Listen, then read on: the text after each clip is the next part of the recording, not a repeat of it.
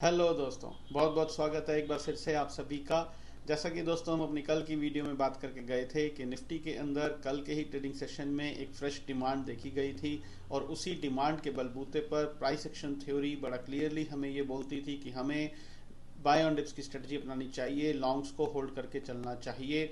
और साथ ही साथ हम ये भी बात करके गए थे कि अगर प्राइस के अंदर और डिमांड पैदा हो तो ये प्राइस को ऊपर ले जाने के लिए अच्छा होगा। आज 15 जनवरी 2024 के ट्रेडिंग सेशन में एक्जैक्टली हमने उसी डिमांड के बलबूते पर एक बार फिर से गैप अप ओपनिंग होते हुए देखी।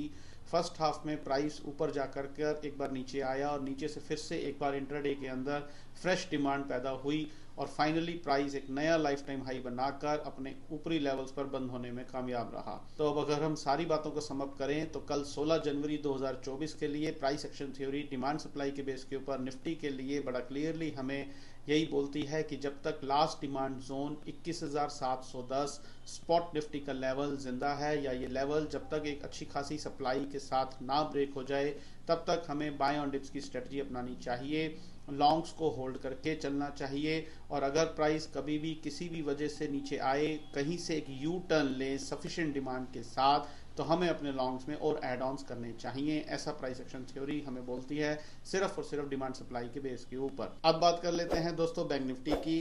बैंक निफ्टी के लिए कल की वीडियो में हम यही बात करके गए थे कि एज पर price action theory bank nifty के प्राइस के अंदर डिमांड का कोई भी दूर दूर तक नामो निशान नहीं था और छोटी मोटी सप्लाई प्राइस के अंदर बनी हुई थी।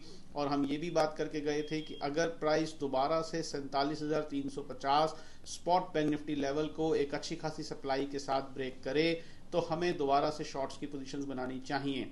आज 15 जनवरी 2024 के ट्रेडिंग सेशन में बैंक निफ्टी के प्राइस के अंदर ये 300-400 पॉइंट का जो भी उछाल आया वो सिर्फ और सिर्फ शॉर्ट कवरिंग या अनवाइंडिंग ऑफ शॉर्ट्स की वजह से था।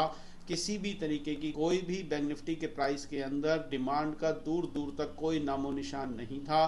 तो price action theory demand supply के बेस के ऊपर कल 16 जनवरी 2024 के लिए बैंक निफ्टी के लिए हमें क्या बोलती है कि इस वक्त बैंक निफ्टी के प्राइस के अंदर ना तो सफिशिएंट डिमांड है और ना ही सफिशिएंट सप्लाई है। तो जब तक प्राइस के अंदर कोई सफिशिएंट डिमांड पैदा ना हो जाए तब तक हमें बाइंग करना तो दूर, सोचना भी नहीं है। और अगर शॉर्ट सेलिंग की पोजीशंस तभी बनानी है जब प्राइस 47,500 लास्ट सप्लाई जोन को नीचे की तरफ एक अच्छी खासी सप्लाई के साथ ब्रेक करे तो ही हमें शॉर्टिंग की पोजीशंस बनानी है। ऐसा प्राइस एक्शन थ्योरी हमें बोलती है डिमांड सप्लाई के बेस के ऊपर। ये जो 47,500 से ऊपर की जो भी रेंज है, ये 500-700 पॉइंट की, इस रेंज के बीच में हमें कोई कोर्स ऑफ एक्शन नहीं करना है। अगर कल के ट्रेडिंग सेशन में बैंक निफ्टी के प्राइस के अंदर कोई फ्रेश डिमांड पैदा होगी तो वो चलते हुए बाजार में दिखेगी, हमें वो देखनी आती है। अकॉर्डिंगली हम अपना कोर्स ऑफ एक्शन करेंगे।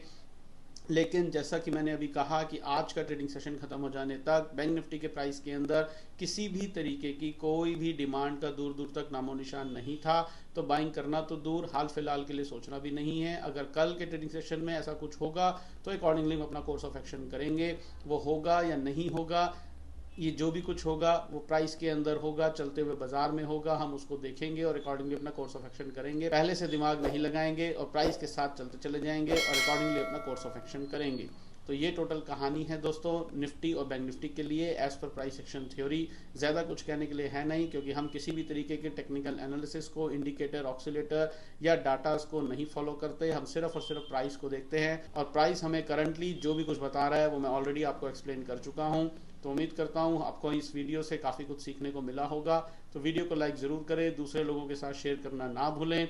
कल आपसे फिर से मुलाकात करेंगे इसी समय इसी चैनल पर और फिर हम 16 जनवरी 2024 के प्राइस एक्शन को इवेलुएट करेंगे और जानने की कोशिश करेंगे कि निफ्टी के अंदर जहां ऑलरेडी डिमांड क्रिएट हुई है वहां और डिमांड क्रिएट हुई या उस डिमांड की अनवाइंडिंग हुई, और बैंक निफ्टी के अंदर जहां पर इनसफिशिएंट डिमांड और सप्लाई के साथ अभी प्राइस ट्रेड कर रहा है वहां पर कोई फ्रेश सप्लाई क्रिएट हुई या फ्रेश डिमांड क्रिएट हुई।